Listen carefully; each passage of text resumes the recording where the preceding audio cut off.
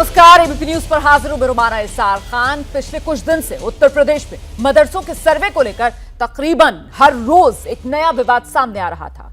अच्छा, कोई मदरसों के सर्वे की तुलना जो है वो एनआरसी से कर रहा था, तो कोई यहां तक कह रहा था कि सर्वे के लिए आने वाली टीम का स्वागत जो है वो चप्पलों से किया जाए।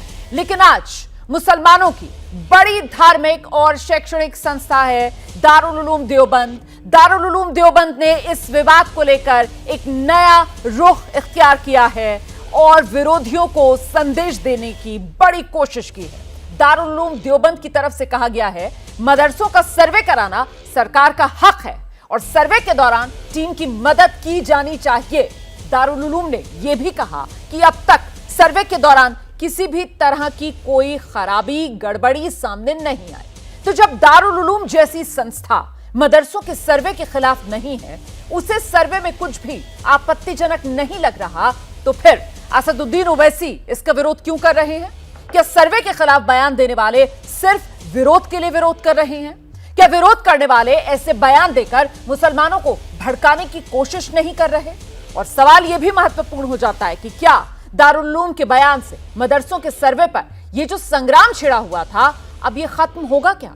और महत्वपूर्ण यह भी कि क्या मदरसों के सर्वे पर मुसलमान दो फाड़ हो गए हैं? तो आज की हुंकार इन्हीं सवालों के इर्द गिर्द। सबसे पहले आपका परिचय कराते हैं खास मेहमान आज हुंकार शो में जो हमारे साथ मौजूद हैं। समाजवादी पार्टी के प्रवक्ता डॉक्टर अजीज खान आप देख रहे हैं हमारे साथ जुड़ गए। विश्व हिंदू परिषद की तरफ से विनोद बंसल जी प्रवक्ता हैं, वो हमारे साथ मौजूद हैं। एआईएमआईएम के असीम वकार साहब और स्टूडियो में मेरे साथ मौजूद हैं मानू के पूर्व चांसलर फिरोज अहमद बख्त साहब। बहुत स्वागत आप सभी का। सबसे पहले मुझे लगता है जरा रुख करना चाहिए समाजवादी पार्टी के प्रवक्ता डॉक्टर अजीज खान का। डॉक्टर अजीज खान साहब, सियासी तौर पर विरोध हो रहा था कि मदरसों का सर्वे योगी सरकार क्यों करा रही है, लेकिन लीजिए दारुल उलूम देवबंद की तरफ से कहा जा रहा है कि बढ़िया है, सरकार को हक है और यूपी सरकार जो है वो दारुल उलूम के इस रुख का स्वागत कर रही है। तो क्या समाजवादी पार्टी राजनीति कर रही थी? देखिए रोमाना जी, बहुत इंपॉर्टेंट बात आपने किया। देखिए, समाजवादी पार्टी ने पहले भी इस सर्वे का विरोध नहीं किया, आज भी नहीं कर रही है। देखिए समाजवादी पार्टी का मकसद क्या है? सर एक सेकंड, आप कह रहे हैं कि इसका विरोध नहीं किया। सर आप ही की पार्टी के सांसद है ना एसटी हसन कह रहे थे ये मदरसों को बदनाम करने की साजिश है। अरे रोमाना जी सुनिए तो, मेरी बात कंप्लीट करने दीजिए। समाजवादी पार्टी ने हमेशा बीजेपी की नीयत पर सवाल उठाया है। बीजेपी की नीयत नहीं ठीक रही है। बीजेपी ने कहा मैं इसका आधुनिकीकरण करूंगा, मॉडर्नाइज करूंगा। सच्चाई ये है कि इससे पहले जो मदरसे अप्रूव्ड रहे, अफिलिएटेड रहे, 560 मदरसे, उनको उनके टीचर्स को सैलरी तक नहीं दिया। 16,513 मदरसे अप्रूव्ड है, अफिलिएटेड है, उनके लिए क्या फैसिलिटी दी गई? नहीं फैसिलिटी दी गई। अगर पहले के जो मदरसे अप्रूव्ड है, अफिलिएटेड है, उनको फैसिलिटी नहीं दिया गया तो नया सर्वे करके आखिर सरकार क्या साबित करना चाहती? पहली बात। दूसरी बात इंपॉर्टेंट, ये क्या वाकई में शिक्षा के लिए बहुत गंभीर है ये सरकार? अगर वाकई में शिक्षा के लिए गंभीर होती तो आप अंदाजा लगाएं, उत्तर प्रदेश में 18 और 19 में 10,83,000 स्कूल है। उत्तर प्रदेश में 1,63,032 स्कूल थे उत्तर प्रदेश में 2018 में। सर आप कहां आंकड़ों में जवाब को उलझा रहे हैं? बात सीधी है, आप जलेबी क्यों बना रहे हैं? आप तो मुझे ये बताइए कि आपकी पार्टी ने जिस तरीके का रुख अपनाया इस पूरे मामले में, आप क्या डर की राजनीति कर रहे थे? मुसलमानों को डराने की कोशिश कर रहे थे क्या आप? मुसलमानों को भ्रमित करने की, उनको गुमराह करने की आप राजनीति कर रहे थे? ये आरोप आप पर क्यों न लगाए जाए डॉक्टर अजीज खान साहब? आप कहां आंकड़ों में जवाब को उलझा रहे हैं? एक सेकंड, विनोद बंसल जी को आने दीजिए। विनोद बंसल जी, समाजवादी पार्टी का रुख अभी तक जो मदरसे के सर्वे को लेकर रहा, उसके बाद आज जिस तरीके से दारुल उलूम देवबंद का पक्ष सामने आ गया है, अब जवाब देते मुझे लग नहीं रहा है कि बन पा रहा है समाजवादी पार्टी से। हालांकि वो ये कह रहे हैं कि साहब हमने सवाल जो है वो सर्वे पर नहीं बल्कि बीजेपी सरकार की नीयत पर खड़ा किया। सर आप क्या कहेंगे इस पर? है इनको पार्टी को डिफेंड करना है, इनकी मजबूरी है। लेकिन ये भूल जाते हैं कि इनके जो सांसद हैं, जो एसटी हसन साहब की बात कर रहे थे, आपने बड़ा सोफिस्टिकेटेड वे में उनके बयान को बताया। मैं कहता हूं कि उन्होंने जब मौलाना साजिद रशीदी के बयान, जो जूता चप्पल से स्वागत करने वाली बात थी, उनको लेकर के इनके जो सांसद महोदय थे उन्होंने क्या कहा था कि हाँ मैं भी इस बात से सहमत हूँ। इस पर नहीं बोलेंगे ये नहीं बोलेंगे। आखिरकार क्या उत्तर प्रदेश के जो अधिकारी हैं क्या जूता चप्पल लायक है क्या? बोले अगर इनके अंदर हिम्मत है तो।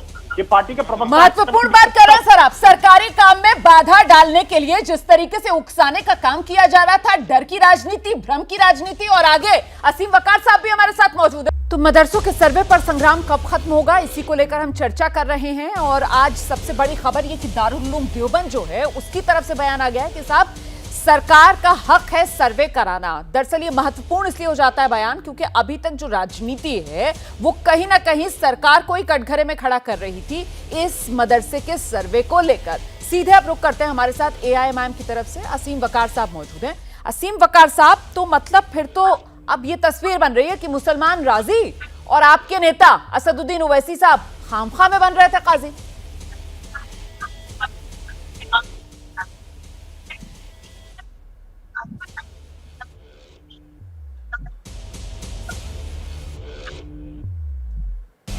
असीम वकार साहब, आपको मेरी आवाज मिल रही है? संपर्क नहीं हो पा रहा है हमारा असीम वकार साहब से, लेकिन मुझे लगता है फिरोज अहमद बख्श साहब हमारे साथ मौजूद है। फिरोज बख्श साहब, ये जिस तरीके की राजनीति हुई है मदरसे के सर्वे को लेकर और ऊपर से अब जिस तरीके से अच्छा असीम वकार साहब, आवाज मिल रही है मेरी? सर्वे इसलिए किया जाएगा। वकार साहब, आवाज मिल रही है? जो बच्चे, हेलो, आवाज आ रही है मेरी आपको? जी जी, आवाज आ रही है। अब रखिए आप अपनी बात, रखिए सर।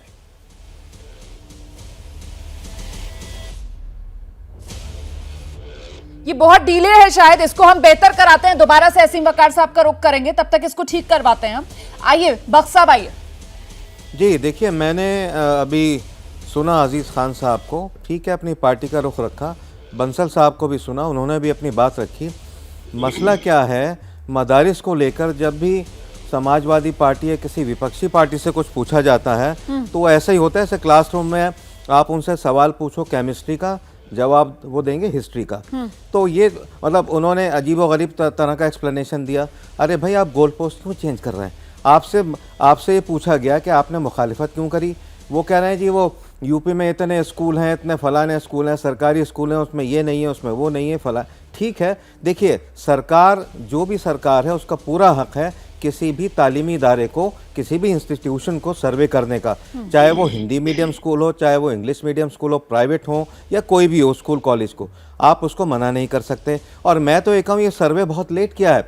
ये सर्वे तो मतलब पिछले 50-55 साल से होना चाहिए था। अगर ये सर्वे पिछले 50-55 साल से होता तो आज हमारे जो मदारिस हैं, मदारिस के बच्चे बड़े ज़हीन होते हैं, कुरान जैसी ज़ख़ीम 1000 पेज की किताब को कंठस्थ कर लेते हैं बग़ैर किसी ज़ेर ज़बर और पेश के फ़र्क के।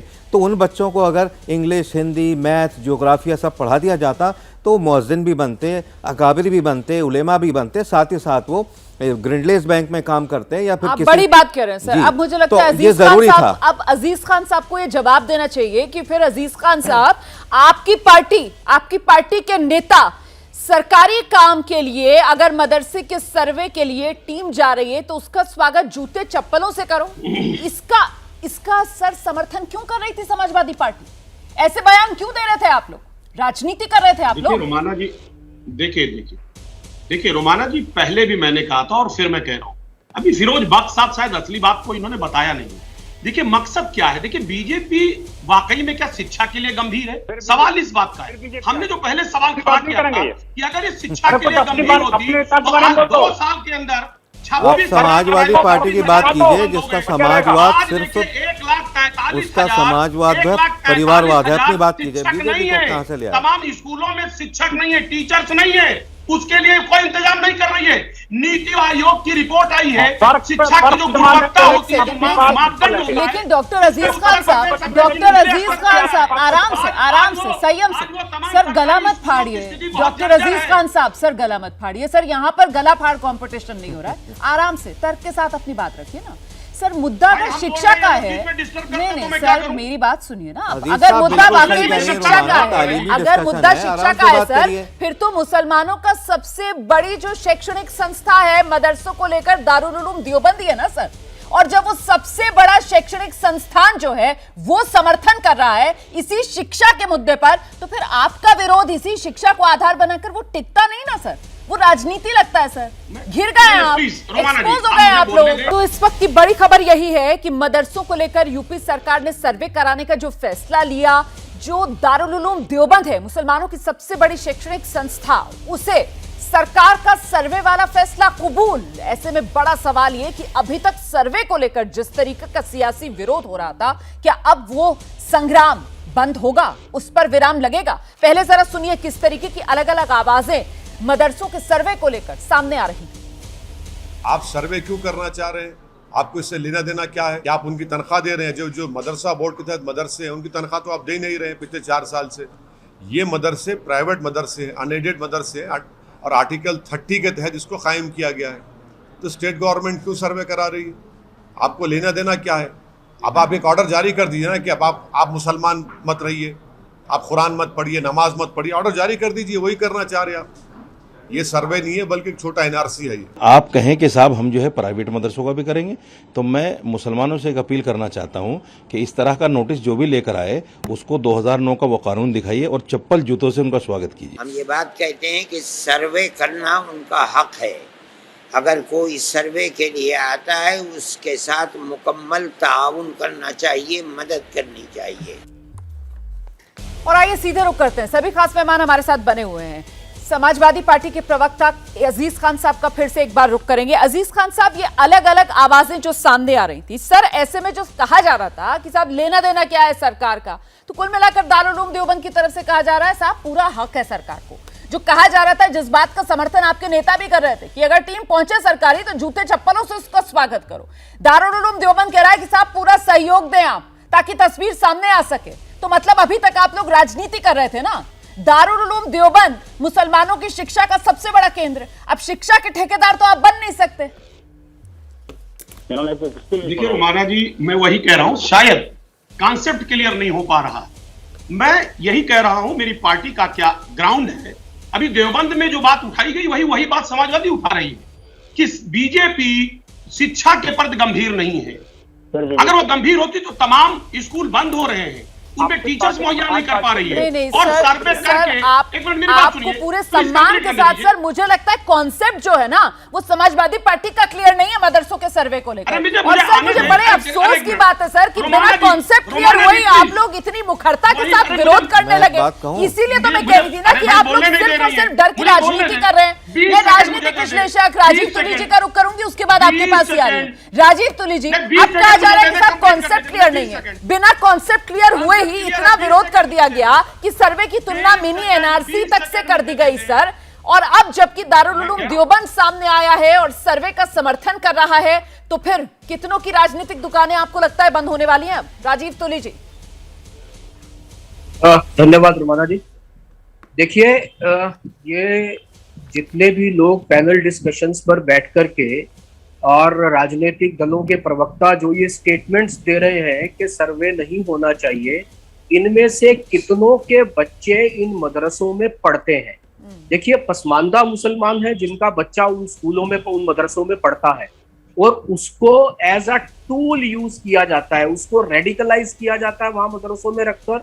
ऐसा बहुत सारी रिपोर्ट्स में और बहुत सारे अलग अलग स्थानों पर पता लगाया आया है। एनसीपीसीआर की एक रिपोर्ट है, आप वो रिपोर्ट पढ़िए, उसमें पॉइंट दर पॉइंट पूरा क्लेरिफिकेशन दिया गया है कि मदरसों का सर्वे क्यों करवा देना चाहिए। अपने बच्चों को पढ़ने के लिए लंदन भेजेंगे, अपने बच्चों को पढ़ने के लिए ऑस्ट्रेलिया और यूएस भेजेंगे, और जो गरीब मुसलमान है उसको केवल जो है वो दीनी तालीम दे करके वहीं तक सीमित रखेंगे।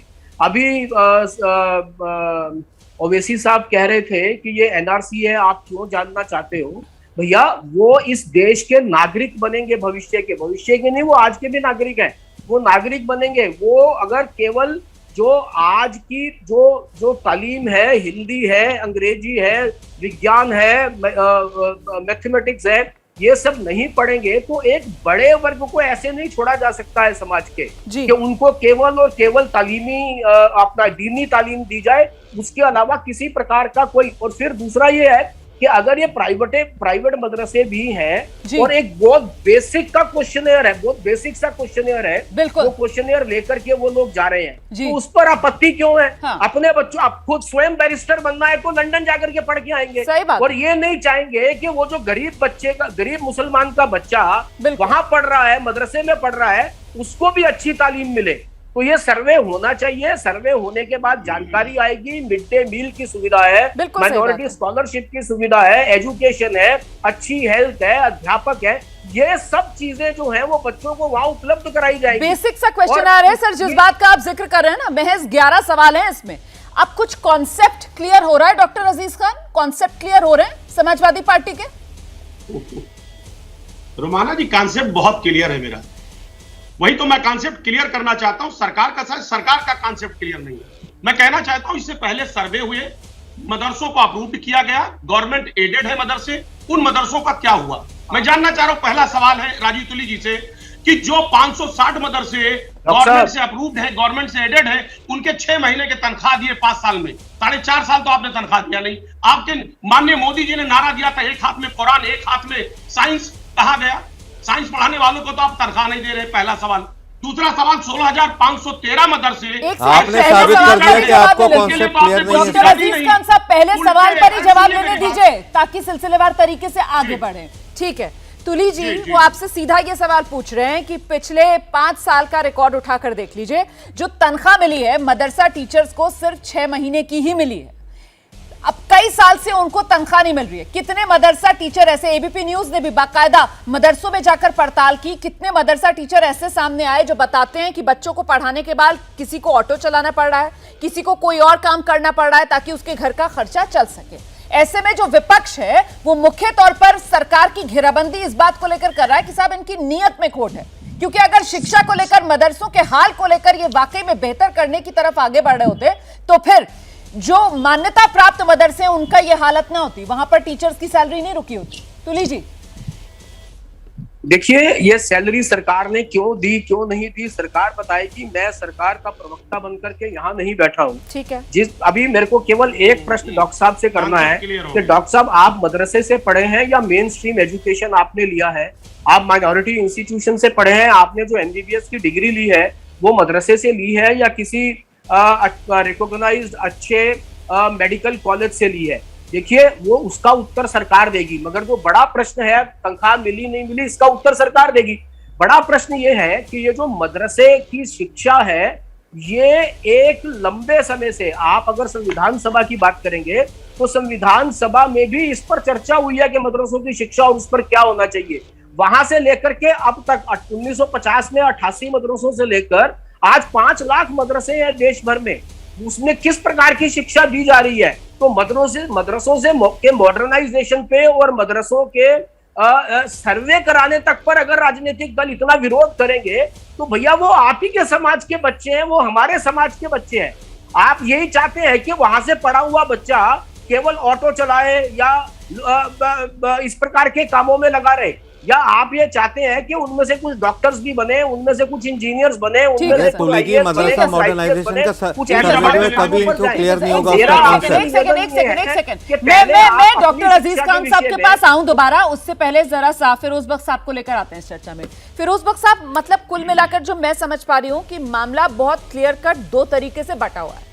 एक तरफ मामला जो है वो सियासत से जुड़ा हुआ है, जिसमें फिलहाल अजीज खान साहब का जो पक्ष सामने निकल कर आ रहा है कि वो इस मुद्दे को लेकर सरकार की घेराबंदी करना चाहते हैं। वो सरकार को कहीं ना कहीं एम्बैरेस फील कराना चाहते हैं कि साहब देखिए, मदरसा सर्वे की बात ये कर रहे हैं और जो मान्यता प्राप्त मदरसे हैं वहां पर इन्होंने टीचर्स की सैलरी नहीं दी है, तो दरअसल वो सरकार के लिए एम्बैरेसमेंट क्रिएट करना चाहते हैं। और दूसरा पक्ष जो राजीव तुली जी कर रहे हैं कि वो बच्चे जो मदरसे में जा रहे हैं वो भी तो इसी समाज का हिस्सा हैं।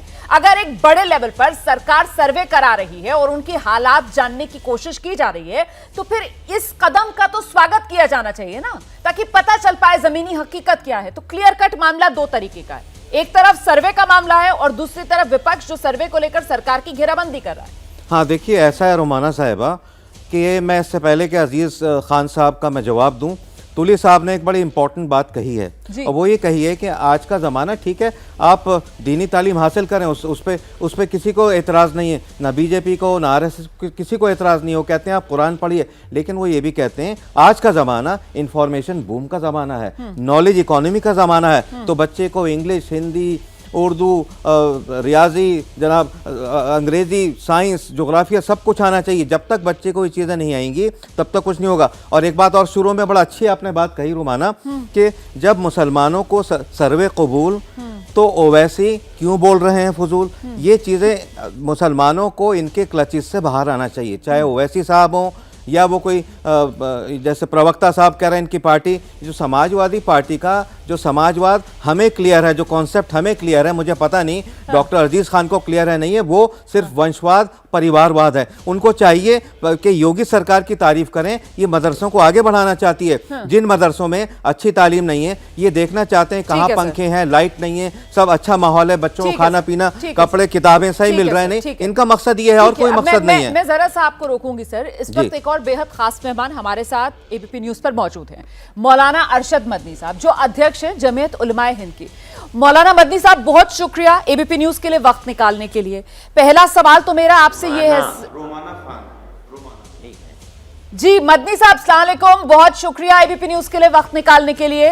पहला सवाल मेरा आपसे ये है सर, कि जिस तरीके से सियासी आवाजें आ रही थी, सरकार ने जो सर्वे कराने का फैसला लिया उसके विरोध में आपका स्टैंड उससे बिल्कुल अलग, उससे बिल्कुल मुख्तलिफ नजर आ रहा है। आप कह रहे हैं कि सरकार को हक है और सर्वे कराने में हर सहूलियत दी जानी चाहिए सरकारी टीम को। इसके पीछे आपका नजरिया क्या है?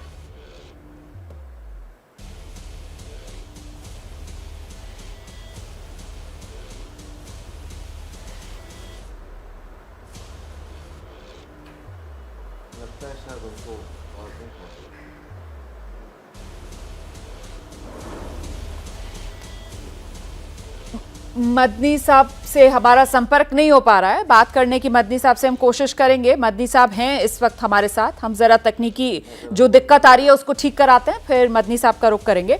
आइए अब चलते हैं, फिर डॉक्टर अजीज खान का रुख करते हैं। तो डॉक्टर अजीज खान साहब, मतलब सिर्फ और सिर्फ डर की राजनीति ना सर, बात बार बार वही निकल कर आ रही है कि डर की राजनीति के लिए आप लोग गुमराह करने वाले बयान दे रहे थे यहाँ पर। अजीज खान साहब,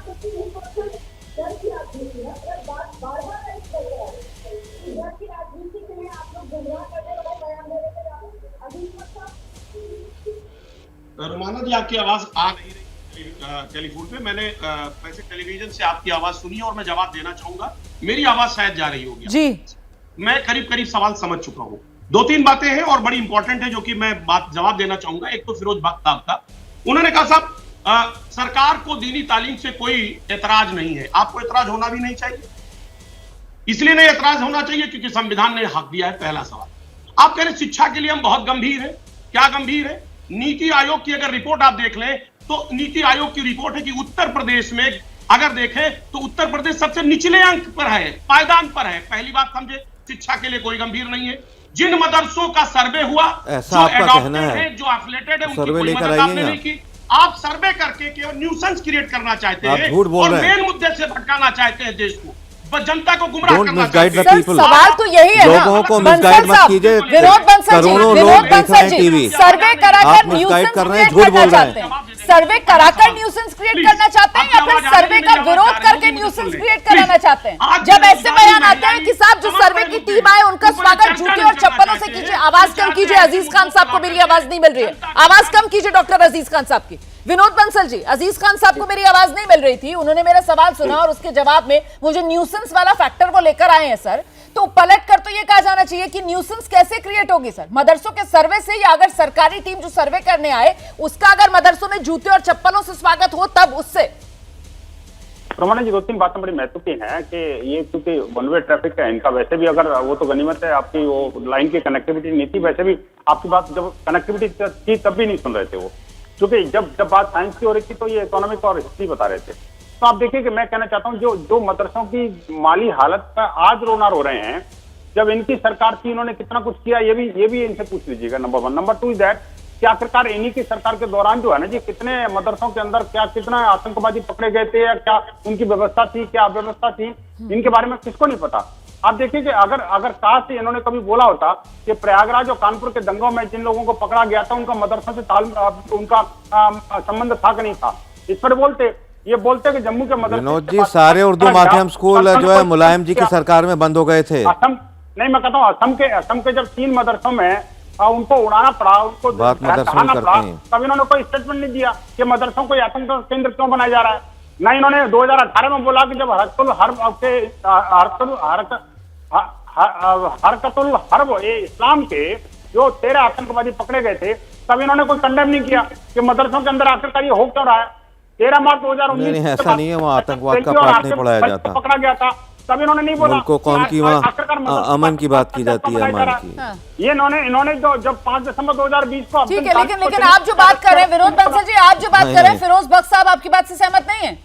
उनको ऐसा लग रहा है बख्श साहब को आपकी बात सुनकर कि आप मदरसों और आतंकवाद को पैरेलल नहीं रख रहे हैं सर, एक ही तराजू में रखकर तोड़ रहे हैं। आप शायद अति कर रहे हैं। एक सेकंड फिरोज बख्श साहब की बात सुन लीजिए, सुनिए आप अपनी बात जारी सुनिए। विनोद भाई सुनिए, आप बड़े ज्ञानी ध्यानी हैं, मैं जानता हूँ आपको, आप मेरे दोस्त हैं, लेकिन मैं एक बात कह दूं, सुनिए। नहीं, मैंने आपकी बात सुन ली, मैं थोड़ा सा कहना चाहता हूँ। सुनिए विनोद भाई, एक मेरी बात सुन लीजिए, थोड़ा सा धैर्य से बात सुन लीजिए। आप मेरे भाई हैं, छोटे भाई हैं सिर्फ। हाँ, मैं बस एक बात ये अर्ज करना चाहूँगा आपसे। देखिए, हिंदुस्तान का जो मुसलमान है ना, वो देशभक्त है, वो संस्कारवादी है और हुब्बुल वतनी निस्फुल ईमान में यकीन रखता है, जो हदीस का एक कौल है, हम वतन के ऊपर मरने मिटने में। अच्छा, ये मैं एक बात और कह दूं, मदरसों में सरतन से जुदा की तालीम नहीं दी जाती। एक आध अगर हरकत ऐसी हो गई जैसे। मैं एक सेकंड दोबारा से रुक करूंगी, मौलाना अरशद मदनी साहब से बात करने की कोशिश करते हैं। मौलाना अरशद मदनी साहब, मेरी आवाज मिल रही है आपको? स्टूडियो से एंकर बोल रही हूँ, रोमाना जी। मदरसों के सर्वे को लेकर जो यूपी सरकार ने फैसला लिया है, मदरसों का सर्वे कराया जाए, आप इस पर क्या कहेंगे? सही फैसला है? जी, मैं तो कह चुका हूं कि सर्वे की जो तस्वीर हमारे सामने आ रही है, उस तस्वीर के अंदर कोई खराबी नहीं है। लेकिन जो मुसलमानों इस के नाम वक्त की तक जो तस्वीर हमारे सामने है जी, इस वक्त तक आई है, उसमें कोई खराबी नहीं है। हमारा ये यकीन है, अल्लाह चाहेगा तो जो दिन बाकी रह गए हैं उसके अंदर भी ये सर्वे सही रुख के ऊपर चलेगा और इसकी तस्वीर अच्छी ही रहेगी। उत्तर प्रदेश के नेता ये कह रहे हैं इस सर्वे को लेकर कि ये बीजेपी सरकार की मुसलमानों को डराने की कोशिश है। आपको लगता है यूपी सरकार मुसलमानों को डराने के लिए सर्वे करवा रही है? देखिए, मैं इस वक्त दारुल उलूम देवबंद की 4 दीवारी में हूँ। हमारा मसला दारुल उलूम देवबंद का किसी के ऊपर तनकीद करना या किसी सियासी लीडर की बात की तरदीद करना नहीं है। ठीक है। हमारा एक सर्किल है दारुल उलूम देवबंद का, और वो तालीमी मदरसे हैं। हम ये बात जो आपसे कह रहे हैं, हम फिर कहते हैं कि सर्वे की जो तस्वीर इस वक्त तक सामने आई है, उसमें कोई खराबी नहीं है। ठीक है, मदनी साहब इस सवाल का जवाब दीजिए कि मदरसों के सर्वे से क्या मदरसे बदनाम होंगे? आपको ऐसा लगता है कि ये धब्बा है मदरसों पर अगर सर्वे करवा रही है सरकार? तो अगर तस्वीर सर्वे की यही है जो अब तक आ रही है, तो इसके अंदर कोई खराबी नहीं है और मदरसों की बदनामी नहीं होगी। अब तक आपके पास क्या तस्वीर आई है इस सर्वे की, ये भी बता दीजिए। वो आते हैं या आते नहीं हैं, बल्कि टेलीफोन पर बात करते हैं कि जो हमारे सवालात हैं आप उनके जवाब लिख करके दे दीजिए। ये भी कहते हैं कि और मदरसे वालों से जमा कर लीजिए और जमा करके आप हमारे पास भेज दीजिए और ख़त्म। ठीक है सर, तो इसके अंदर कोई खराबी नहीं है। ठीक है, बहुत से लोगों का ये कहना था कि जब टीम आए सर्वे करने वाली, जूते और चप्पलों से उसका स्वागत करो। नहीं, हम नहीं कहते हैं, हम नहीं कहते हैं। हम इस तस्वीर को देखकर ये कहते हैं कि उसका इस्तकबाल करो और सही जवाब लिख करके उनको दे दो। मतलब सर्वे के, मदरसों के सर्वे से मुसलमानों को डरने की कोई जरूरत नहीं है, क्योंकि नेताओं के बयान ऐसे आ रहे हैं कि उससे डर फैल रहा है। नहीं, मैं फिर वही बात कहता हूं, इस वक्त तक जो तस्वीर सर्वे की है, मैं कहता हूं मुसलमानों को इस सर्वे से डरने की कोई जरूरत नहीं है। इस वक्त तक की जो तस्वीर इस सर्वे की है, उसके बेसिस पर, उसके आधार पर आपको क्या सरकार की नीयत नजर आ रही है इस सर्वे के पीछे? नहीं, ये दूसरी चीज़ है कि वो क्या चाहती है, मालूमात फराहम करना चाहती है, उन मालूमात को अपने तहीं रखना चाहती है। मदरसे 2, 4, 10, 20 नहीं हैं, यूपी के अंदर दसों हज़ार मदरसे हैं। सरकार क्या चाहती है, मालूमात हासिल करना, सरकार उनकी गिनती चाहती है या ये मालूमात करनी चाहती है कि ये मदरसे किस तरह चलते हैं। लेकिन जो एक खौफ और डर समझा जाता था कि सर्वे होगा तो ये होगा, ये होगा, हम देख रहे हैं कि इस तस्वीर को जो पेश किया जा रहा है, सर्वे में कोई खराबी नहीं है। बहुत बहुत शुक्रिया एबीपी न्यूज के लिए वक्त निकालने के लिए। मौलाना अरशद मदनी को आप सुन रहे थे, जो कह रहे हैं खौफ और डर की जो तस्वीर पेश की जा रही थी, अभी तक जो सर्वे की रिपोर्ट सामने आ रही हैं उससे न डरने की बात है, न किसी तरीके की खौफ की बात है। इस सर्वे से ना तो जो मदरसे हैं वो बदनाम हो रहे हैं और ना ही मुसलमानों को कोई डराने की कोशिश नजर आ रही है। तो उत्तर प्रदेश में मदरसों के सर्वे को लेकर छिड़े सियासी संग्राम के बीच दारुल उलूम देवबंद की तरफ से बड़ा बयान सामने आया। आपसे कुछ देर पहले हमारे साथ अरशद मदनी साहब मौजूद थे और मौलाना मदनी की तरफ से साफ किया गया कि खौफ और डर की कोई बात नहीं है। हम सीधे रुख करते हैं एआईएमआईएम की तरफ से। हमारे साथ इस वक्त खास मेहमान अब्दुल मन्नान साहब मौजूद हैं।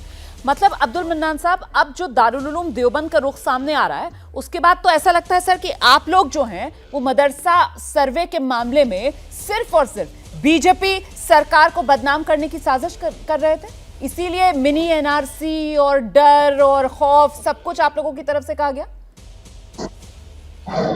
देखिए, मौलाना अरशद मदनी साहब एक बहुत बड़े मदरसे के जिम्मेदार हैं, उनका अपना ख्याल है जो कुछ जो कह रहे हैं, लेकिन हम इससे इत्तेफाक नहीं करते।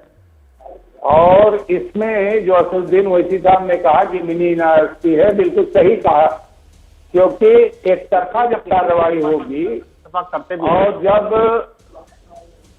जब 100 लोगों में से पकड़ के 5 लोगों को कहा जाएगा कि आपकी तलाशी ली जाएगी और 95 लोगों को छोड़ दिया जाएगा, तो 5 आदमी के दिल में तो पैदा ही होगा कि आखिर इन्होंने हमारी तलाशी क्यों ली। अब सर आप फिर से जितनी बातें कर रहे हैं वो सब ख्याला में, मतलब हैदराबाद से आते हैं ओवैसी साहब तो सब कुछ ख्याला में। सर सर्वे होने दीजिए। पहले तो आप लोग सर्वे कोई मिनी एनआरसी कर रहे थे, अब दारुल उलूम से जुड़े हुए हैं मौलाना अरशद मदनी, उनसे ज्यादा और उनसे बेहतर तो समझ आप लोगों को मदरसों को लेकर नहीं होगी ना। उनके पास जिस तरीके की रिपोर्ट्स आ रही हैं, वहां पर जो सम्मेलन हुआ है उसमें वो कह रहे हैं कि साहब बहुत ही सलीके के साथ, कायदे के साथ एक काम आगे बढ़ाया जा रहा है। अगर ऐसा काम हो रहा है सर, तो मुसलमानों के नाम पर ये राजनीति करना क्यों बंद नहीं कर देते? अगर अच्छा काम हो रहा है तो उसकी तारीफ कीजिए। अपनी सियासी रोटी सेकनी है सर, तो मुसलमानों को डराना है, उन्हें गुमराह करना है, यही आपकी राजनीति है। देखो, मुसलमानों को न डरने की जरूरत है न घबराने की जरूरत है, लेकिन अगर मुसलमानों को टारगेट करके हर बात में सिर्फ मुसलमानों के ही लिए सर्वे होगा। जवाब दे दिया, मुसलमानों को घबराने की जरूरत नहीं है, आपने जवाब दे दिया और टारगेट आप कर रहे हैं, डरा रहे हैं। एक मिनट, उन्हें बोलने दीजिए ना, उनकी बात तो सुनने दीजिए, क्या कह रहे हैं। मन्नान साहब, मैं आपसे ये कह रही हूं कि बार बार आप ये बात क्यों कह रहे हैं मुसलमानों को टारगेट किया जा रहा है? ये तो सरकार की मंशा पर आप जिस तरीके से सवाल खड़ा कर रहे हैं सर, उससे आपकी राजनीति बेनकाब होती है ना, कि आपकी मंशा सिर्फ बीजेपी की सरकार को टारगेट करना है। अपनी राजनीति चमकाने के लिए अगर मदरसों को लेकर सरकार कोई भी फैसला कर रही है, कोई अच्छा काम भी कर रही है, तो उस पर आप कैंची चलाना चाहते हैं। यही तो जानना चाह रही हूं मैं। वो काम जिसका स्वागत मौलाना मदनी कर रहे हैं, मौलाना मदनी तो स्वागत करके गए सर्वे का, आप उस पर कैंची चलवा रहे हैं, आप कह रहे हैं मुसलमानों को टारगेट किया जा रहा है, आप कह रहे हैं मिनी एनआरसी हो रहा है। क्यों कह रहे हैं सर, क्यों डर फैला रहे हैं, यही पूछ रही हूं। अब आप लोग चुप रहोगी, सुनोगी मेरी बात? कहिए। ऐसा है कि मौलाना मदनी साहब का अपना ख्याल है, वो एक मदरसे के, और मदरसे बहुत सारे हिंदुस्तान में, कोई देवबंद अकेला मदरसा नहीं है जिसके बारे में आप बात कर रहे हैं। और दूसरी बात ये कि आपने कहा कि ख्याला में असदुद्दीन ओवैसी आए और उन्होंने बोल दिया। ख्याला क्या होता है? क्या नरेंद्र मोदी गुजरात में ख्याला में आए थे हिंदुस्तान में, या कोई असदुद्दीन ओवैसी को वीजा लेके आना है? असदुद्दीन ओवैसी सीना ठोक के कहते हैं जहां जुल्म और ज्यादती होती है वहां वो लीडर नहीं बने रहते। सर आपको लग गई सर मेरी बात? मैंने तो ख्याला में इस बात पर कहा सर, मिनी एनआरसी जो वो कह रहे थे किस आधार पर, मैं तो आधार पूछ रही हूँ सर, मिनी एनआरसी का क्या आधार? मैंने तो उस बात पर कहा ख्याला में, ख्यालों में कह दिया ना आपने कि मुसलमानों को टारगेट किया जा रहा है। अगर मुसलमानों को टारगेट किया जा रहा है सर तो यूपी के मुसलमान, सबसे बड़ा मदरसा वो दारुल उलूम, वहां के मौलाना बैठते हैं, उनको तो नहीं लग रहा है टारगेट किया जा रहा है। तो इसीलिए मैं आपसे कह रही हूँ कि आप लोग जो ये बात कर रहे हैं सर, ख्याला में आधार दीजिए ना, किस आधार पर कह रहे हैं मुसलमानों को टारगेट किया जा रहा है, बताइए। एक टिप्पणी कर दूं। एक सेकंड सर, एक सेकंड, बात पूरी कर लें। जो मदरसे रजिस्टर्ड हैं उनमें तो आप जो है 5 साल में सिर्फ 5 महीने की तनख्वाह दिया है। वहां चाहे पंडित हो, चाहे हिंदू हो, चाहे मुसलमान हो, जिन मदरसों में आपके यहाँ रजिस्टर हैं उन मदरसों में आप तनख्वाह दे नहीं पा रहे हो। ठीक है, आपने तो सिर्फ एक तर्क है सर, सिर्फ एक तर्क है आपके पास। वही तर्क समाजवादी पार्टी की तरफ से भी आगे रखा जा रहा था कि जो रजिस्टर्ड मदरसे हैं उनके शिक्षकों को सैलरी नहीं दे रहे। सिर्फ एक तर्क है जो आप लोग आगे रख रहे हैं, लेकिन मैं चर्चा इस बात को लेकर कर रही थी सर कि ठीक है ये तर्क अपनी जगह है, इस पर सरकार जवाब देगी, लेकिन इसके आधार पर आप मुसलमानों को डरा क्यों रहे हैं, उनको गुमराह क्यों कर रहे हैं? एक रुख जो दारुल उलूम का सामने आया जिसकी तरफ से कहा गया है कि सर्वे का स्वागत किया जाना चाहिए और खौफ और डर की कोई बात नहीं है। बहुत बहुत शुक्रिया आप सभी का हमारे साथ इस चर्चा में जुड़ने के लिए। जैसे ही घड़ी का काटा दोपहर 2:30 पे आए, बबीता जी का दिल सास बहू साजिश के लिए मचल जाए। और ये है इनकी बहू, पूरे दिन ऑफिस की टेंशन हो जाए गॉन जब ये करें अपना फेवरेट शो फ्री टाइम पे ऑन।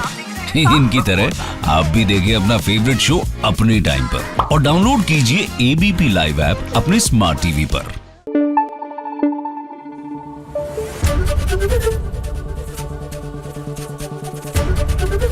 एबीपी न्यूज आपको रखे आगे।